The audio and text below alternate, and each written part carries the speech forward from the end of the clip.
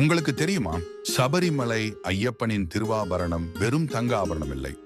அது ஒரு ரகசிய பெட்டி.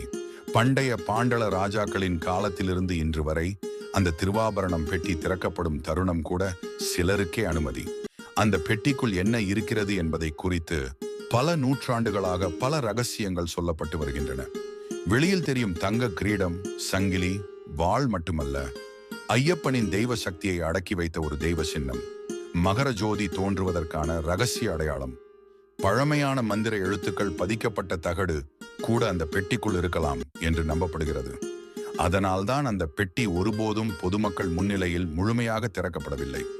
வழியில் அந்த பெட்டிக்கு ஏதாவது தீங்கு ஏற்பட்டால் அதை ஒரு தீய அறிகுறியாக கருதுவார்கள்.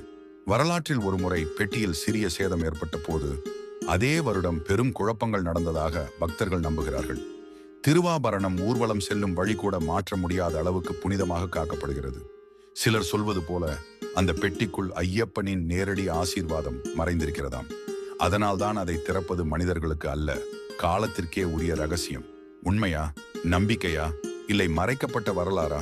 இதுதான் திருவாபரணம் பெட்டியின் தீராத மர்மம். சரணம் ஐயப்பா.